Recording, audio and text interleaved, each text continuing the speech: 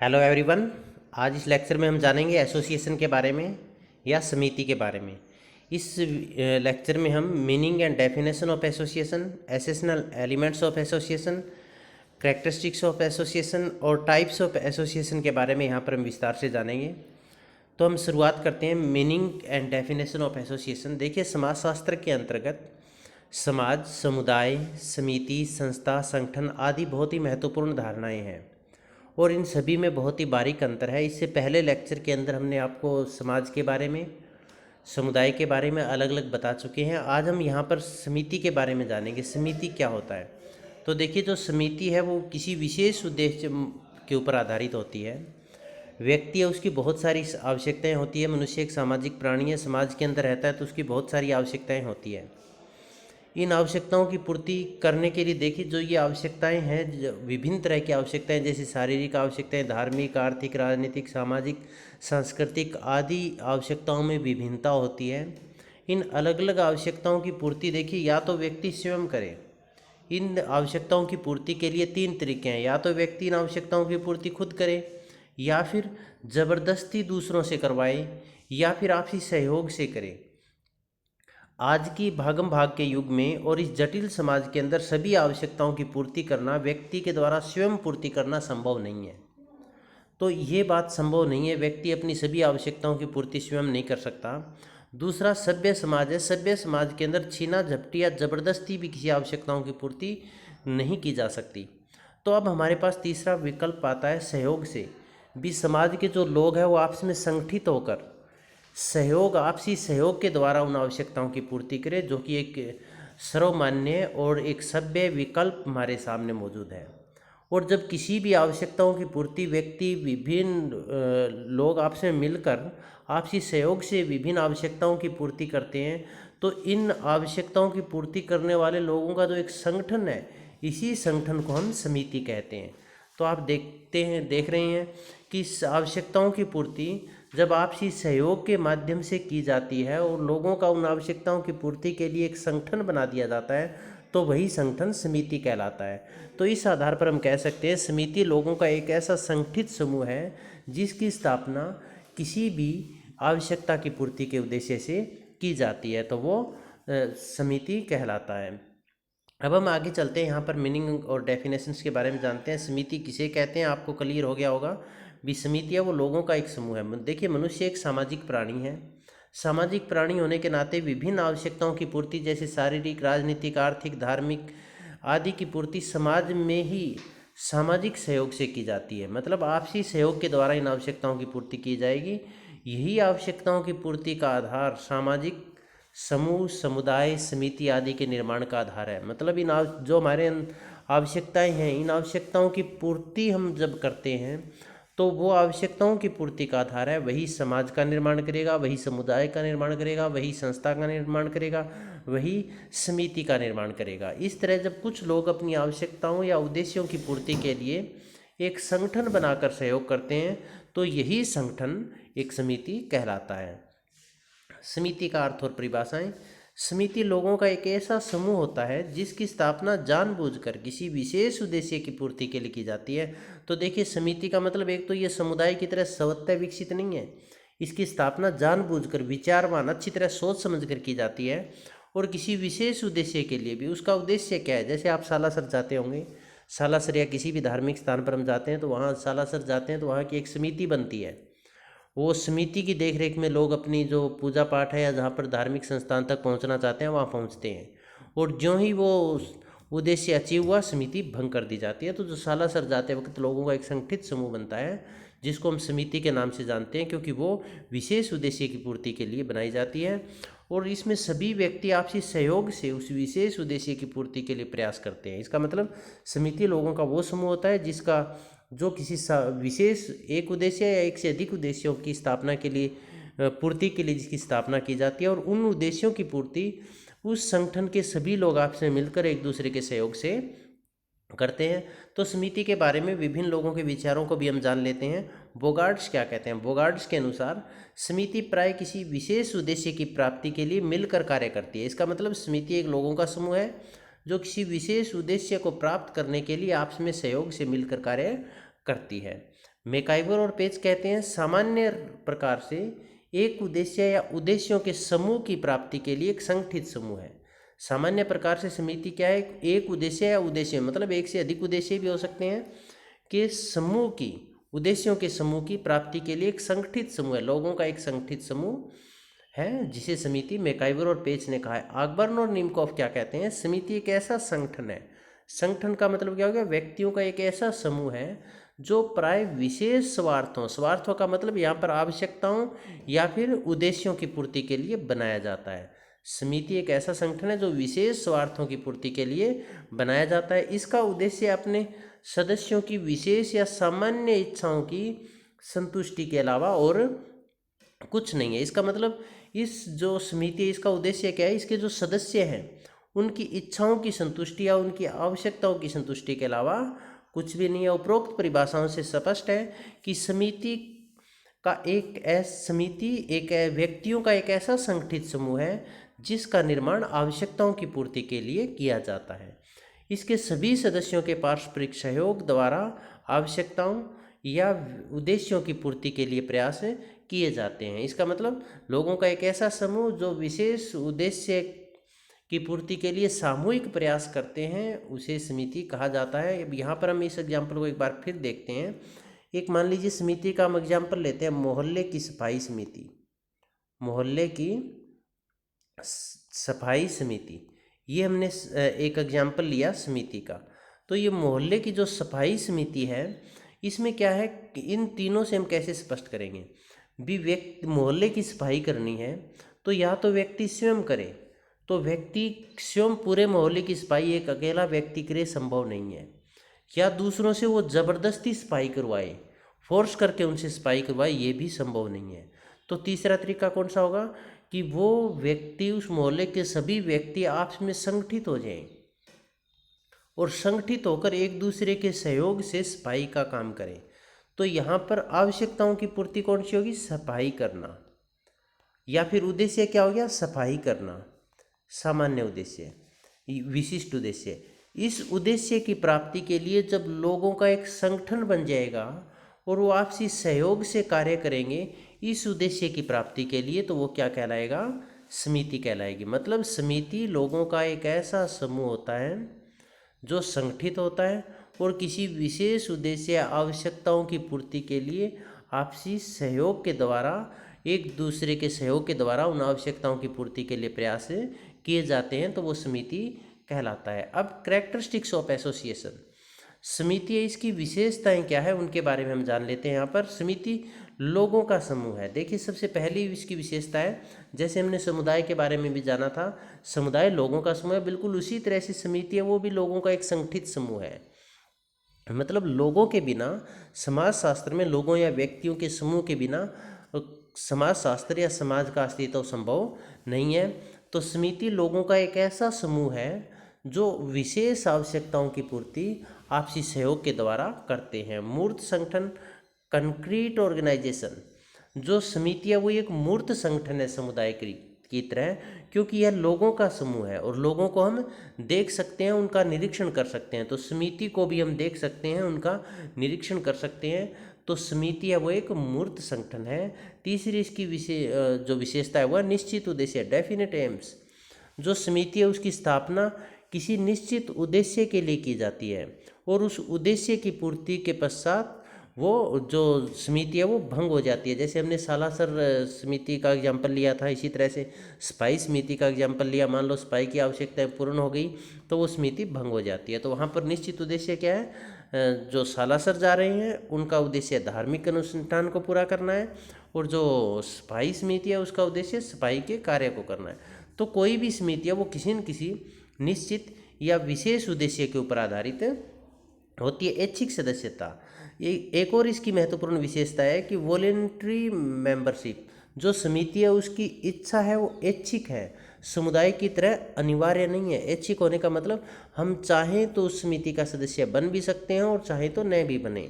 मतलब अपनी आवश्यकताओं की पूर्ति के लिए, अपने उद्देश्यों की पूर्ति के लिए उस समिति का हम हिस्सा बनते हैं। और समिति का जब हिस्सा बनते हैं तो उसके लिए कुछ नियम होते हैं, उन नियमों का पालन भी करना पड़ता है। तो इसकी सदस्यता ऐच्छिक है, व्यक्ति चाहे तो इसकी सदस्यता ले सकता है और यदि व्यक्ति बीच में भी चाहे तो भी उसको सदस्यता को बीच में छोड़ सकता है। और यदि वो जो समिति है उसके नियमों के खिलाफ काम कर रहा है या सही तरह से काम नहीं कर रहा है तो उसको समिति से हटाया भी जा सकता है। तो इसके पश्चात अगला है नियमों पर आधारित। जो समिति है उसके कुछ निश्चित नियम होते हैं, उन नियमों का पालन करके ही समिति का कार्य आगे चलता है और उन नियमों का पालन समिति के सभी सदस्य करते हैं और उन्हीं निर्धारित नियमों के आधार पर, उन्हीं नियमों के अनुसार समिति के जो उद्देश्य है उन उद्देश्यों को पूरे करने की कोशिश की जाती है। जैसे समिति की सदस्यता हम लेते हैं, उसकी कितनी फीस है, उसके लिए पर्ची कटानी पड़ेगी, किन किन नियमों का पालन करना पड़ेगा, तो ये सब नियमों की एक व्यवस्था ये समिति के अंतर्गत होती है। एक निश्चित संगठन समिति है वो एक निश्चित संगठन है, क्योंकि बिना संगठन के कोई भी समूह सफल नहीं हो सकता।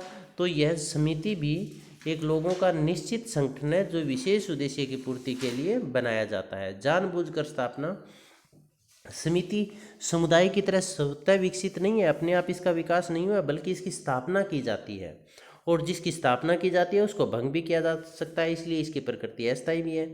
तो समिति है इसकी स्थापना जानबूझकर की जाती है, किसी विशेष उद्देश्य की पूर्ति के लिए की जाती है और जो ही वो उद्देश्य पूरा होता है उसके पश्चात समिति को भंग भी किया जा सकता है। तो समिति स्वतः विकसित न होकर इसकी स्थापना विचार पूर्वक अच्छी तरह से सोच समझकर व्यक्तियों के द्वारा की जाती है। और समिति की प्रकृति है वो अस्थायी है। अस्थायी होने का तात्पर्य ये समुदाय की तरह स्थायी नहीं है, समाज की तरह स्थायी नहीं है, ये अस्थायी क्यों है? क्योंकि इसकी स्थापना किसी विशेष उद्देश्य की विशेष आवश्यकता की पूर्ति के लिए की गई है और जो ही विशेष आवश्यकता या इच्छा या आवश्यकता या उद्देश्य की पूर्ति होगी समिति भंग कर दी जाएगी। जैसे हमने सालासर समिति का उदाहरण लिया था, तो सालासर समिति बनाई गई उस वहाँ पर धार्मिक अनुसंधान के लिए, वहाँ पर अपना धार्मिक कार्य करने के लिए। जो ही वो समिति का कार्य पूरा होगा उसके पश्चात उसे रोक दिया जाएगा, उसका जो समिति है उसको रोक दिया जाएगा या उसको। इसके पश्चात हम आगे करते हैं औपचारिक संबंध। जो समिति है उसके संबंध औपचारिक होते हैं। औपचारिक संबंध का तात्पर्य ये है कि वहाँ पर जो समिति, इसमें संबंधों में घनिष्ठता नहीं होती। घनिष्ठता इसलिए नहीं होती क्योंकि एक तो वहाँ किसी विशेष उद्देश्य के लिए लोग आपस में मिलते हैं और वहाँ पर उनका जो मुलाकात है वो इतनी ज़्यादा नहीं होती, और दूसरा वहाँ पर जो संबंध या व्यवहार है वो समिति के नियमानुसार होते हैं। तो इनके जो संबंध है वो औपचारिक होते हैं समिति के अंदर, न कि अनौपचारिक होते हैं। साध्य न होकर साधन है। समिति है वो साध्य मंजिल नहीं है, बल्कि वो मंजिल की प्राप्ति का एक साधन है। जैसे हमारी आवश्यकताओं की पूर्ति, एग्जाम्पल लिया था हमने, सफाई करना हमारा उद्देश्य है। तो इस सफाई करने के लिए हम लोगों का एक संगठित समूह बनाएंगे, वो उसको समिति कहेंगे। तो यह समिति एक साधन है उस लक्ष्य तक पहुंचाने का, उस साध्य तक पहुंचाने का। साध्य का मतलब हो गया मंजिल और साधन का मतलब हो गया मंजिल तक पहुंचने का माध्यम। तो समिति है वो आवश्यकताओं की पूर्ति के लिए एक साधन मात्र है, न कि साध्य है। साधन का और भी एग्जाम्पल देखिएगा, जैसे आप अपने कॉलेज के अंदर जाते हैं तो आपकी मंजिल होगी कॉलेज, तो उसको क्या कहेंगे? उसको साध्य कहेंगे। और किस माध्यम से जाते हैं आप? बस से जा रहे हैं या फिर आप साइकिल से जा रहे हैं, आप ट्रेन से जा रहे हैं, वो क्या कहलाएगा? मंजिल तक पहुंचाने वाला जो माध्यम है वो कहलाएगा साधन। तो समिति है वो साधन है, न कि साध्य है। ये इसकी विशेषताएं थी। इसके पश्चात हम आगे चलते हैं। एसेशनल एलिमेंट्स ऑफ एसोसिएशन। समिति के लिए कौन से आवश्यक तत्व है? समिति के लिए किन किन चीज़ों का होना जरूरी है? तो यहाँ पर किंग्सले डेविस ने समिति के 4 महत्वपूर्ण तत्वों का जिक्र किया है। पहला है मानव समूह। समिति के लिए पहला आधारभूत तत्व है कि लोगों का एक समूह होना चाहिए, लोगों का एक संगठित समूह होना चाहिए। लोगों के समूह के अभाव में समिति की कल्पना नहीं की जा सकती। दूसरा है जो लोगों का समूह है उन उद्देश्यों की समानता होनी चाहिए। यदि उनमें उद्देश्यों की समानता है और सभी एक ही उद्देश्य के लिए कार्य कर रहे हैं तो ही समिति बनेगी। जैसे हमने सफाई समिति का एग्जाम्पल लिया था, तो सभी का उद्देश्य क्या है? सफाई करना, और वो समिति के सदस्य उनका एक समूह भी है। पारस्परिक सहयोग। तीसरा तत्व उन्होंने बताया कि समिति के लिए आपस में पारस्परिक सहयोग होना चाहिए। जो सफाई का कार्य करेंगे तो उन लोगों में आपस में सहयोग होगा, वो मिलकर कार्य करेंगे। तो समिति के लिए तीसरा महत्वपूर्ण तत्व किंग्सले डेविस ने बताया, वो बताया पारस्परिक सहयोग। और चौथा और महत्वपूर्ण अंतिम तत्व इन्होंने कहा विचारपूर्वक स्थापना, कि समिति है उसकी स्थापना सोच समझकर विचारपूर्वक की जाती है। इसका विकास या स्थापना स्वतः नहीं होती, बल्कि किसी विशिष्ट उद्देश्य या विशेष आवश्यकता की पूर्ति के लिए इसकी स्थापना की जाती है। तो किंग्सले डेविस ने समिति के 4 आवश्यक तत्व बताए हैं: मानव समूह, उद्देश्यों की समानता, पारस्परिक सहयोग और विचारपूर्वक समानता। इसके पश्चात हम आगे चलते हैं टाइप ऑफ एसोसिएशन। देखिए, समिति की स्थापना विभिन्न उद्देश्यों की पूर्ति के लिए की जाती है। उद्देश्य अलग अलग हो सकते हैं, उद्देश्य या आवश्यकताएं अलग अलग हो सकती है। जैसे राजनीतिक आवश्यकताएं होगी, आर्थिक आवश्यकताएं होगी, सांस्कृतिक आवश्यकताएं होगी, मनोरंजनात्मक आवश्यकताएं होगी, धार्मिक आवश्यकताएं होगी। तो इन उद्देश्यों की विभिन्नता के कारण समितियां हैं वो भी अलग अलग प्रकार की हो गई। तो समिति उद्देश्यों के विभिन्नता के कारण, रुचियों की विभिन्नता के कारण, आवश्यकताओं की विभिन्नता के कारण जो समितियां हैं वो अलग अलग प्रकार की है, जिनका वर्णन हम यहाँ पर करते हैं। तो टाइप ऑफ एसोसिएशन या समिति के प्रकार इसमें हम जानते हैं। पहला है आर्थिक समितियाँ। आर्थिक समितियाँ वो समितियाँ होती है जो व्यक्ति की आर्थिक आवश्यकताओं की पूर्ति के लिए गठित की जाती है, या व्यक्ति की आर्थिक आवश्यकताओं की पूर्ति के लिए गठित लोगों का समूह आर्थिक समितियाँ कहलाती है। इसका उद्देश्य व्यक्ति की आर्थिक आवश्यकताओं की पूर्ति करना है। जैसे मजदूर संघ है, किसान संघ है, व्यापारी संघ है, इस तरह की समितियां हैं, ये समितियां आर्थिक समितियां कहलाएगी, क्योंकि ये आर्थिक गतिविधियों में संलिप्त होती है। राजनीतिक समितियां ऐसे लोगों का समूह जो राजनीतिक आवश्यकताओं की पूर्ति के लिए जिनका गठन किया गया है, वो राजनीतिक समितियां कहलाएगी। या राजनीतिक समितियों का उद्देश्य राजनीतिक आवश्यकताओं या उद्देश्यों की पूर्ति करना होता है। जैसे राजनीतिक दल हो गया, हित समूह हो गया, नगरपालिका, पंचायत, नगर निगम आदि विभिन्न राजनीतिक समितियां हैं। धार्मिक समितियां, जिन समितियों का उद्देश्य धार्मिक आवश्यकताओं की पूर्ति करना है, वो धार्मिक समितियां कहलाएगी। जैसे मठ, चर्च, मंदिर, मस्जिद आदि। इसके पश्चात है सांस्कृतिक समितियां। वे समितियां जिनका उद्देश्य सांस्कृतिक आवश्यकताओं की पूर्ति करना है, व्यक्ति के व्यवहार, चाल चलन, नियम, मूल्यों, सामाजिक मूल्यों, आदर्शों आदि को बढ़ावा देना या उनके माध्यम से समाजीकरण करना। जब समिति का उद्देश्य हो तो उसको सांस्कृतिक समितियां कहा जाता है। इसका मतलब सांस्कृतिक आवश्यकताओं की पूर्ति करने वाली समितियों को सांस्कृतिक समितियां कहा जाता है। जैसे रामकृष्ण मिशन, आर्य समाज, प्रार्थना समाज आदि। शैक्षणिक समितियां जो शिक्षा से संबंधित आवश्यकताओं की पूर्ति करने में सहयोगी होती है, ऐसी समितियों को शैक्षणिक समितियां कहा जाता है। जैसे छात्र संघ, अध्यापक संघ, समाजशास्त्र परिषद, शिक्षा मंडल आदि। ये सब क्या है? ये शैक्षणिक समितियां, क्योंकि इनका उद्देश्य शिक्षा से संबंधित आवश्यकताओं की पूर्ति करना है। सेवा या व कल्याण समितियां, ऐसी समितियां जो सामाजिक कल्याण या सामाजिक सेवा को बढ़ावा देना है। ऐसी समितियां जिनका उद्देश्य सामाजिक कल्याण करना या सामाजिक सेवा करना हो, वो सेवा व कल्याण समितियां कहलाएगी। जैसे अनाथालय, वृद्धाश्रम, कानूनी सलाहकार समिति। तो ये जो समितियां हैं ये सेवा व कल्याण समितियां कहलाएगी। मनोरंजनात्मक समितियां, ऐसी समितियां जिनका उद्देश्य लोगों का मनोरंजन करना है या मनोरंजनात्मक आवश्यकताओं की पूर्ति करना है, ऐसी समितियों को हम मनोरंजनात्मक समितियां कहेंगे। जैसे व्यायामशाला, क्लब, खेलकूद परिषद आदि। तो ये समितियों के प्रकार थे। तो आपने देखा ये सभी समितियों के जो प्रकार है व्यक्ति की आवश्यकताओं या फिर व्यक्ति की जो इच्छाएं हैं उनकी पूर्ति के लिए इनकी स्थापना की गई है। तो आर्थिक आवश्यकताओं की पूर्ति के लिए गठित समितियां आर्थिक समितियां कहलाएगी। राजनीतिक आवश्यकताओं की पूर्ति के लिए गठित समितियां राजनीतिक समितियां कहलाएगी। इसी तरह से धार्मिक, सांस्कृतिक आदि आवश्यकताओं की पूर्ति के लिए धार्मिक या सांस्कृतिक समितियां कहलाएगी। तो समितियों का गठन का उद्देश्य आवश्यकता या फिर उद्देश्यों की पूर्ति करना है। अब हम आगे बढ़ते हैं सेल्फ असेसमेंट सेशन में। इसमें पहला क्वेश्चन है समिति क्या है, व्हाट इज एसोसिएशन। 2 नंबर का क्वेश्चन आ सकता है समिति की कोई 2 विशेषताएं बताइए। तो ये भी 2 नंबर का क्वेश्चन आ सकता है समिति के किन्हीं 2 प्रकारों को बताइए। भी समिति के 2 प्रकार कौन कौन से हैं। 2 नंबर का क्वेश्चन आ सकता है समिति क्या है, समिति की विशेषताओं को समझाएं या इनकी विशेषताएं कौन कौन सी है। इससे संबंधित क्वेश्चन 16 नंबर का क्वेश्चन आ सकता है समिति का अर्थ बताते हुए इसके प्रकारों को समझाएं।